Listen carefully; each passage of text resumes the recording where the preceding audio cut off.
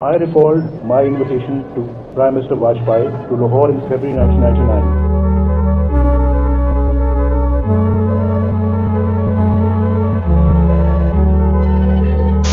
I was looking forward to meeting Prime Minister Nawaz Sharif. आज से कुछ अर्सा पहले मेरी एक पाकिस्तानी एकेडमिक, एक हिस्टोरियन, एक स्कॉलर से गुफ्तगू हो रही थी, नाम नहीं लूँगा। उन्होंने एक कहानी सुनाई मुझे। वो कहानी कुछ यूँ थी कि मुशर्रफ के दौर में, जब पाकिस्तान में मुशर्रफ की गवर्नमेंट थी, तो उन्होंने कहा कि मेरे पास एक ऐसा वीज़ा था इंडिया का, जो मुझे बड़ी स्पेशल रिक्वेस्ट पर मिला, जो इतना रिलैक्स था कि मल्टीपल एंट्रीज़ उसमें अलाउड थी। एक बड़ा पीरियड था, आप आ जा सकते थे, इतनी स्क्रूटनी नहीं थी, इतनी पाबंदियाँ नहीं थी, इतने चेक्स नहीं थे। तो उन्होंने कहा कि अक्सर बार तो ऐसा हुआ कि मैं फ्राइडे की सुबह लाहौर में काम कर रहा हूँ और मुझे अक्रॉस द बॉर्डर मेरे इंडियन दोस्त जो कि जर्नलिस्ट हैं या एकेडमिक हैं, उनके मैसेज आया करते थे that why don't you come over for the weekend. और ऐसा होना कि मैंने फ्राइडे की शाम को यहाँ से कैब करवा के वाघा जाना, बॉर्डर क्रॉस करना वहाँ से, और उसके बाद मैं आगे फ़्लाइट लूँ या बाय रोड जाऊँ, दिल्ली चला जाऊँ, कहीं भी चला जाऊँ। वहाँ जाके वहाँ के कुजीन्स ट्राई करने, दोस्तों के साथ सोशलाइज़ करना, पार्टी करनी। Use to have a great fun time and be back on Sunday evening back to Lahore in Pakistan, and on Monday I use to go to my work again. मेरे तो दिमाग ने रिस्पॉन्ड ही नहीं किया कि ऐसा कैसे हो सकता है, क्योंकि हर चीज़ सुनने के बाद वही जो विटगेनस्टाइन कहता है ना, पिक्चर थ्योरी ऑफ लैंग्वेज, कि एक जो ज़बान होती है, जो अल्फाज होते हैं, वो आपके दिमाग में एक तस्वीर क्रिएट करते हैं। उस तस्वीर का जो मतलब होता है, उस लफ्ज़ के मतलब से आप उसको एस्क्राइब कर देते हैं। तो जब मुझे ये बताया गया, मेरे दिमाग में तस्वीर ही नहीं आई। उसकी वजह यह है कि हमने तो ज़िंदगी में कभी इमेजिन ही नहीं किया कि इतना आसान भी हो सकता है बॉर्डर क्रॉस करना, वापस आना, एंजॉय करना, एक दूसरे को इंसान समझना। उसकी वजह यह है कि हम जिस रियलिटी में बड़े हो रहे थे, मैं अपनी मिलेनियल्स की जनरेशन्स की बात कर लूँ या जो आज वाली जेनज़ी है इनकी बात कर लूँ, तो इनको तो अगर आप ये बातें बताएं तो शायद वो तसव्वुर ही ना कर पाएँ कि ये होता किस तरह था। हालांकि मुशर्रफ साहब के दौर में ताल्लुकात अच्छे नहीं थे इतने, बट मैं ये कहानी इसीलिए सुना रहा हूँ, वो जिस तरह से एल्बर्ट आइंस्टाइन ने कहा ना कि if you want to know the future, know the past first. अगर आप मुस्तकबिल जानना चाहते हैं तो पहले माजी और तारीख़ को देखिए कि वो क्या था। पाकिस्तान में, हो सकता है हिंदुस्तान में भी, बहुत सी ऐसी जनरेशन्स हों जिनको शायद इल्म भी ना हो that how great it could have been अगर इस खित्ते में ताल्लुकात इस्तवार ऐसे किए जाते जो इंसानी ताल्लुकात होते, जिसके बाद एक पैराडाइम शिफ्ट यहाँ पर आता, जिसके बाद यहाँ पीस होता और यहाँ कॉमन हिस्ट्री को चेरिश करते हुए लोग पाए जाते। बहुत से लोग मुझे एक्यूज़ करते हैं कि आप रिपीटेडली यही चीज़ रिपीट करते रहते हैं कि इससे ज़्यादा ज़रूरी चाहे दुनिया में शायद कुछ है ही नहीं आपके लिए। तो मैं यही कहूँगा कि दुनिया भर में कोई भी पाकिस्तानी मेरे बेंचमार्क से पेट्रियाटिक नहीं हो सकता इफ़ ही और she does not advocate for good relations with India, because that has always been the secret for our country to move forward. But unfortunately उसमें शॉर्ट साइटेडनेस इतनी ओवर पावर कर गई कि हम भूल ही गए कि ऐसा पॉसिबल भी था, और अब तो सोचना भी पसंद नहीं करेंगे। तो आज मैं आपको एक वाक़या ये तो सुना दिया, लेकिन एक ऐसा इवेंट भी दोबारा से याद करवाना चाहता हूँ जो आज से बहुत से लोगों को पता होगा आप में से कि उस इवेंट में क्या कुछ इनकम्पस था। But the closest that I think we came towards peace, towards reconciliation, towards people to people contact was when Vajpayee साहब, जो कि प्राइम मिनिस्टर थे इंडिया के, उन्होंने लाहौर का विज़िट किया। मेरा ख़्याल है कि पाकिस्तान और हिंदुस्तान की म्यूचुअल तारीख़ में इससे बड़ा हिस्टोरिकल इवेंट नहीं था, पहले भी ये बात कर चुका हूँ। लेकिन आज इस इवेंट को रिवाइव करना ये सिग्नल करेगा, और मैं कोशिश ये करूँगा कि इसीलिए इसको किया जाए ताकि ये जनरेशन्स जो जानती ही नहीं हैं कि this could have been one of the possibilities, शायद उनके जहन में कोई फ्यूचर ऐसा आए जो कल को जाकर इवन हमारे भी बाद वो क्रिएट तो कर सकें, जिसका सोच तो सकें। तो आज ज़रा आपको एक्सप्लेन करते हैं कि क्या ऐसा हुआ कि हिंदुस्तान के वज़ीर आज़म 50-60 प्रोमिनेंट शख्सियात को, पर्सनैलिटीज़ को एक बस में बिठाकर अपने साथ लाहौर ले आए वाघा के थ्रू।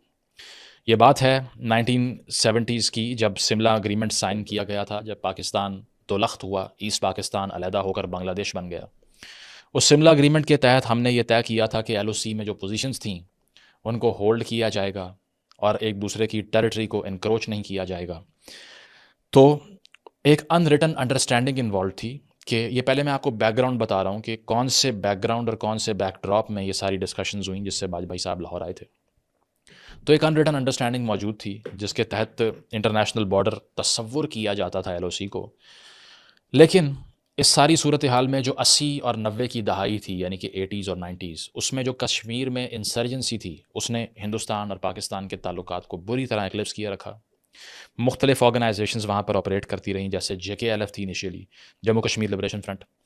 आगाज़ में उसको पाकिस्तान से बहुत सपोर्ट मिली, लेकिन बाद में जब उन्होंने कश्मीर की आज़ादी और ख़ुद मुख्तारी की बात करना शुरू की तो सपोर्ट मिलना थोड़ा कम हो गई। इसके अलावा दीगर फैक्शंस और भी थे। फॉर इंस्टेंस हिज़्बुल मुजाहिदीन का फैक्शन था और एलिजिडली जमात इस्लामी इसको सपोर्ट किया करती थी। हरकतुल मुजाहिदीन की तहरीक थी वहाँ पर, हरकतुल अंसार की तहरीक थी। इसके अलावा लश्कर तैयबा का तो आपको पता ही है, वो भी वहाँ पर ऑपरेट कर रही थी। इस सारी सूरत हाल में जो बोन ऑफ कंटेंशन बनी रही कि इन 20 सालों में कोई गुफ्तगू नहीं हो सकी, वो कश्मीर की इंसर्जेंसी थी, जिस वजह से कोई डेवलपमेंट नहीं सामने आती। मूविंग फॉरवर्ड, मई 11 1998 पे अगर हम फास्ट फॉरवर्ड करें तो हिंदुस्तान न्यूक्लियर टेस्ट कर लेता है। पोखरान की मैं बात कर रहा हूँ। 2 न्यूक्लियर टेस्ट करता है, उसका रिस्पांस भी आता है 28 मई को। पाकिस्तान की तरफ से चागई में न्यूक्लियर टेस्ट, न्यूक टेस्ट किया जाता है। दोनों कंट्रीज़ पूरी दुनिया के सामने ये अनाउंस करते हैं that we are nuclear powers. पूरी दुनिया इस पे एक स्टेट ऑफ शॉक में भी जाती है, पैरानोया में भी जाती है। अमेरिकन प्रेसिडेंट पाकिस्तान के PM को फ़ोन करके बिलियंस ऑफ डॉलर्स ऑफ़र करते हैं, टेस्ट ना करो। कहा जाता है कि सबसे डेंजरस खित्ता ये बन चुका है। उसकी वजह है कि 2 इतने हॉस्टाइल कंट्रीज़ जिनकी एक तारीख है उस वक्त तक 3 जंगें लड़ने की, क्योंकि कारगिल तब हुआ नहीं था, उनके पास न्यूक्स आ गए हैं और ये उसको इसी तरह इस्तेमाल ना करें जिस तरह किसी के हाथ में माचिस आ जाती है जो सबको जला देता है। तो ये सब होने के बाद पाकिस्तान और हिंदुस्तान की लीडरशिप ने ये एक्नॉलेज किया that now things have gone south and we have to take it very seriously, because अब अगर हमने पीस की बात ना की और न्यूक्स चला दिए इर्रेस्पॉन्सिबल होके, तो उसके बाद तो कुछ नहीं बचेगा। So that became a motivation of instigating a series of discussions between the 2 countries.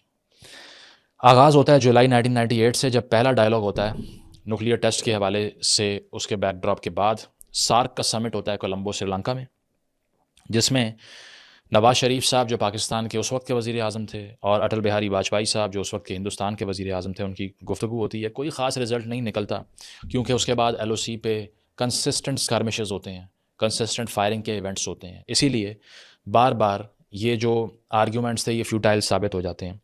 आगे चलें तो 23 सितंबर का दिन आता है 1998 का, जब जनरल असम्बली का इजलास हो रहा होता है UN का, न्यूयॉर्क में।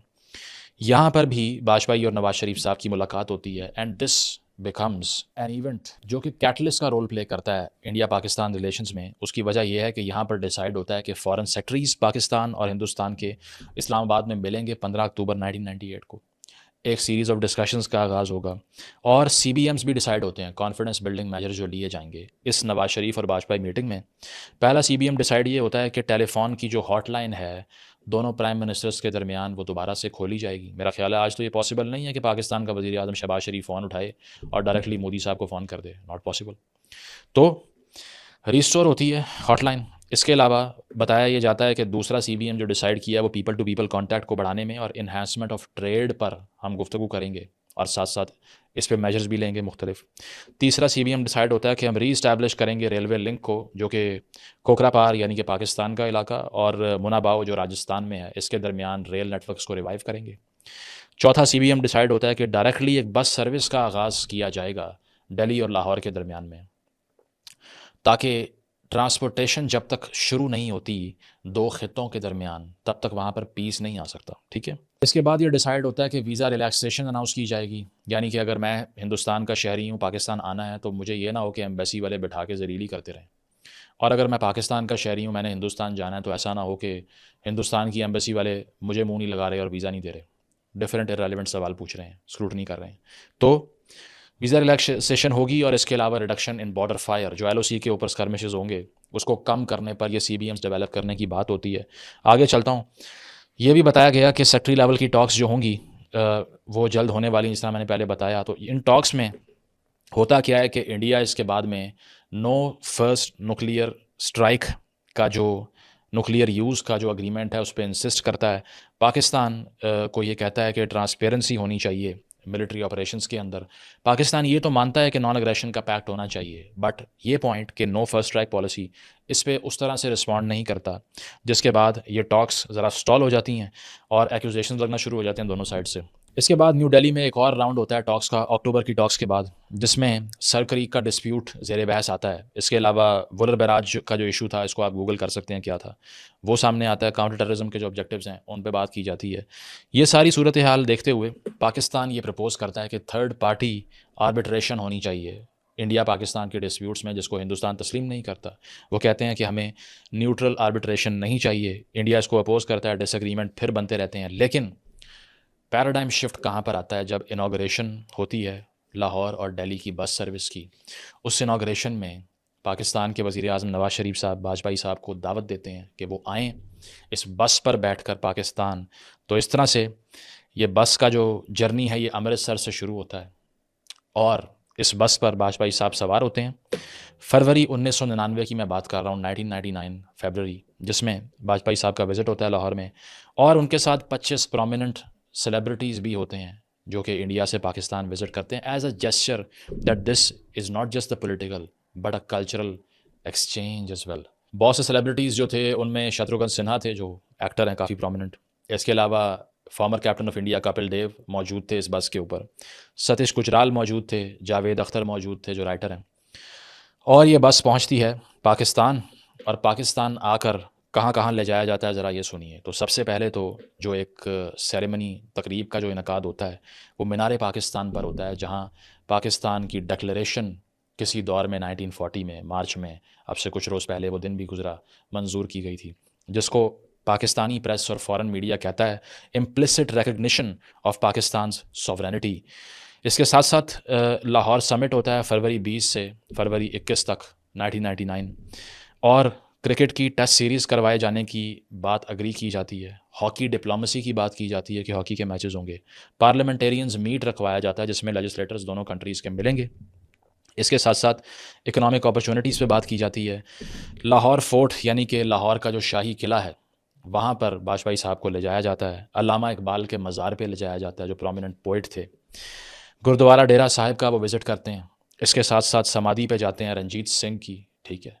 और इस दौरान जो वो गुफ्तगू करते हैं आप ये सुनिए और सिर्फ तसव्वुर कीजिए कि क्या आज 1% भी इम्कान है कि कोई पाकिस्तानी या इंडियन प्राइम मिनिस्टर ये बात करने की जुर्रत भी करेगा। ऑन रिकॉर्ड करना तो दूर की बात, ज़रा सुनिए।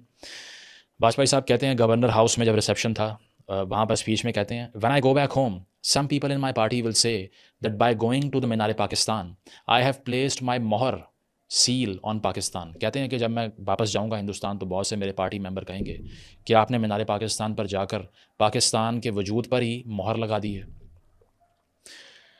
कोट एंड कोट, क्या पाकिस्तान मेरी मोहर से चलता है? पाकिस्तान की अपनी मोहर है और वो चल रहा है। Does Pakistan need my seal of consent? Pakistan has its on seal and it works. Vajpayee साहब कहते हैं कि पाकिस्तान को मेरी मोहर नहीं चाहिए, it already works, it's a country, it does not need my recognition. आगे चलें। आगे कहते हैं suspicions are so deep, Pakistan is a reality, we want it to grow and thrive, there has been so much enmity, let's give friendship and opportunity. In these 24 hours I feel the distance between Delhi and Lahore has become a little less, we must bring all of Pakistan and India closer. वो कहते हैं कि इतनी दुश्मनियाँ हमने पाल लीं, इतनी लड़ाइयाँ हमने कर लीं और असल रियलिटी ये है कि हम भी चाहते हैं पाकिस्तान तरक्की करे, आगे बढ़े, आगे जाए। और साथ साथ ये कि मैंने महसूस किया पिछले 24 घंटों में कि लाहौर और दिल्ली का रास्ता बहुत कम हो गया है। ये ज़रूरी है अगर हमने आगे बढ़ना है कि हर पाकिस्तानी को हर हिंदुस्तानी के करीब लाया जाए। This is stuff of dreams being said by a Prime Minister of India, stuff of dreams. It is equal to a German Chancellor going to Auschwitz और वहाँ पर जाके वो रिकग्नाइज़ करे कि मुझसे गलती हुई। इट इज़ इक्वल के किसिंजर यहाँ पर आए और उसके बाद में निक्सन चाइना जाए और वो इकट्ठे बैठे माओ के साथ या चाइनीज़ हायरार्की के साथ और वो कहें कि अब ख़त्म लड़ाई चाइना अमेरिका की। इतना बड़ा इवेंट था ये जिसमें दोनों साइड्स ने रोल प्ले किया, ठीक है। और इसके बाद में जो आउटकम्स थी अगर मैं उसको ब्रीफली टच करूं, वैसे तो आप बहुत एक्सटेंसिव डॉक्यूमेंट है जो डिक्लेरेशन थी लाहौर की या जो स्पीचेस हुई वो सुन सकते हैं, पढ़ सकते हैं। उसमें ये डिसाइड हुआ कि जॉइंट स्टेटमेंट इशू की जाएगी, MOU साइन होते हैं। इसके अलावा ये कहा गया कि रेजोल्यूशन ऑफ डिस्प्यूट्स जो हैं जम्मू एंड कश्मीर का इंक्लूडेड, वो उसका एक फ्रेमवर्क बिल्ड किया जाएगा कैसे होंगे। बैलिस्टिक मिसाइल टेस्ट करने से पहले हर कंट्री दूसरे कंट्री को बताया करेगा कि कब करना है, ठीक है। टेररिज्म को कॉम्बैट करने की स्ट्रैटेजी बनाई जाएगी। ट्रैवलिंग को आसान बनाया जाएगा, ट्रेड को बढ़ाया जाएगा। इसके बाद हिंदुस्तान ने पाकिस्तान से इंडियन रुपीज़ में 387 करोड़ रुपए की शुगर भी मंगवाई। इसके बाद ये कहा गया कि इंडिया से जो एक्सपोर्ट्स हैं, जिसमें वेजिटेबल्स भी हैं, अनाज भी हैं, पावर एक्सपोर्ट्स भी हैं, वो की जाएंगी, ठीक है। और ट्रेड पॉलिसी WTO के तहत बनाई जाएगी। साथ साथ ये कि प्रिजनर्स एक्सचेंज होना शुरू हो गए। मार्च 22 को कैदियों का तबादला होता है। पाकिस्तान अपने कैदी जो हिंदुस्तान के हैं उनको देता है, वहाँ से कैदी यहाँ आते हैं। वीज़ा और ट्रैवल रिलैक्सेशंस होना शुरू हो जाती हैं इसके बाद से। और जसवंत सिंह और सरताज अजीज़ जो दोनों फॉरेन मिनिस्टर्स थे, इनकी मुलाकात होती है मार्च 99 में सार्क में। लाहौर का जो डिक्लेरेशन था उसकी इम्प्लीमेंटेशन का आगाज़ हो जाता है इसके बाद से। ये सारा कुछ होते हुए देखकर हमेशा से जो पाकिस्तान की राइट विंग है उसकी पेट में दर्द शुरू हो जाती है, क्योंकि वो ये सोचती है कि हमारी तो दुकानदारी ख़त्म हो जाएगी अगर ये हो गया। तो जनाब रिस्पांस क्या आता है? रिस्पांस ये आता है कि जमात इस्लामी वेहेमेंटली अपोज करती है कि क्यों यहाँ पर ये आए, ठीक है। और ब्लैक डे मनाती है वाजपेयी साहब के यहाँ आने पर। मर गए, बेच दिया, कश्मीर बेच दिया। जो आज तक ये व्यापार करने वाले बैठे हुए हैं ना इस मुल्क में, जैसी पीस की बात करो, पहला नारा कश्मीर बेच दिया, कश्मीर बेच दिया, वही शुरू हो गया। लार्ज स्केल प्रोटेस्ट हुई जमात इस्लामी के अंडर, पत्थर फेंके गए डिप्लोमेट्स की गाड़ियों के ऊपर, वाजपेयी साहब के कॉन्वॉय को रोकने की कोशिश की गई, बैनर लगाए गए, गो बैक वाजपेयी, ठीक है। मुशर्रफ साहब जो कि उस वक्त के chief of the army staff थे, उन्होंने भी ये सोचा कि ये तो गलत हो रहा है। उन्होंने कहा कि ये प्रेशराइज़ करने की कोशिश की जा रही है हमें, ये तो हमारी विशेज़ के अगेंस्ट सारा कुछ हो रहा है। उसकी वजह है कि वो नवाज शरीफ को अपना लीडर मानते ही नहीं थे, जो हमेशा का पाकिस्तान का हाइब्रिडाइजेशन का इशू रहता है। तो मुशर्रफ साहब ने भी हीरोइक अपनी तरफ से हीरोइक करतूत क्या की, उन्होंने ये की कि मैं सलूट नहीं करूँगा, यानी कि मीनार पाकिस्तान पे जो सारा इवेंट हुआ, Musharraf refuse to salute the Indian prime minister, hence signifying that I am not a party to this offence or to the resolution of this offence। और इसके अलावा हिंदुस्तान में राइट विंग ने भी ज़ाहिरी बात है एहतजाज करना था, क्योंकि वो भी इसको कैश कर रहे थे उस टाइम के ऊपर। शिवसेना क्रिटिसाइज़ करती है बीजेपी को और कहती है कि आपने अपना स्टांस ही तबाह कर दिया कश्मीर के ऊपर। इसके अलावा आरएसएस भी एहतजाज करती है, विश्व हिंदू परिषद जो है जिसको वीएचपी कहते हैं वो भी एहतजाज करती है। दोनों गवर्नमेंट्स प्रेशर में आ जाती हैं, किसी हद तक फिर से बयानबाजियाँ शुरू करना पड़ती हैं। नवाज शरीफ साहब फिर से कह देते हैं कि वाजपेयी साहब ने तो मान लिया था मेरा स्टांस कि कश्मीर को राइट ऑफ सेल्फ डिटर्मिनेशन देना है। वाजपेयी साहब रिफ्यूज़ कर देते हैं कि मैंने भाई ऐसा कब कहा है। दोनों तरफ से बयानात कुछ दोबारा से आना शुरू हो जाते हैं। ये होती है लोकल पैटी पॉलिटिक्स, जो कि किसी स्टेट्समैन को पैटी पॉलिटिशियन में कन्वर्ट कर देती है, ठीक है। इसी तरह किया।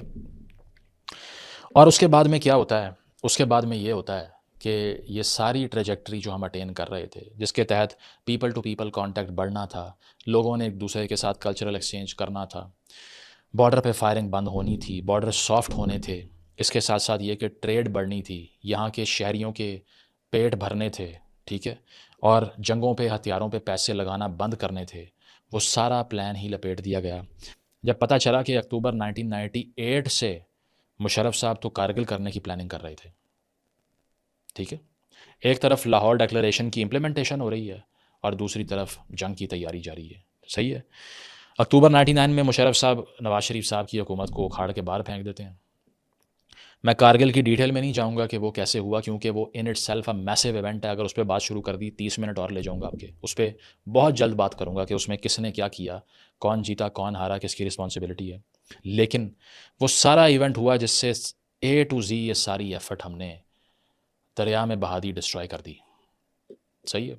The last nail in the coffin and the last bus that we missed, I suppose. बहुत से लोग कहते हैं मुंबई अटैक्स की वजह से उसके बाद में टॉक्स बिल्कुल ख़त्म हो गई और वो पैराडाइम शिफ्ट थी। मैं नहीं मानता। मैं समझता हूँ वाजपेयी साहब का लाहौर आना पैराडाइम शिफ्ट था और कारगिल होना तमाम दरवाज़ों के बंद होने का आखिरी इवेंट था, जिस पे हमारा तो मातम करने का दिल करता है, ठीक है। आप लोग खुशियाँ मनाएं जो कि जिंगोइस्टिक नेशनलिस्ट हैं सारे, ठीक है, चाहे इस तरफ हों उस तरफ हों।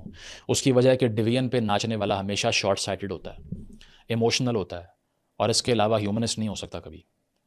हम तो उस ट्रीटी ऑफ वेस्टफेलिया को रोते हैं जो यूरोप में हुआ, जिसके बाद नेशन स्टेट्स बनी और बाउंड्रियाँ मार दी गई। हम तो उस 9/11 को भी रोते हैं, जिसके बाद मिलिट्री इंडस्ट्रियल कॉम्प्लेक्स तगड़े हो गए दुनिया में और होमलैंड सिक्योरिटी के डिपार्टमेंट्स बने अमेरिका में और वीज़ा मिलना हराम हो गया मुख्तलिफ़ कंट्रीज़ का। टेररिज्म की सर्ज हो गई क्योंकि इसने ह्यूमन फ्रीडम को कन्फाइन कर दिया, हमें और आपको डब्बों में बंद कर दिया। दम घोट दिया हमारा, सांस लेना महाल कर दिया। इसीलिए मेरे नज़दीक तो ये कोई बड़ा सेलिब्रेशन का इवेंट नहीं था।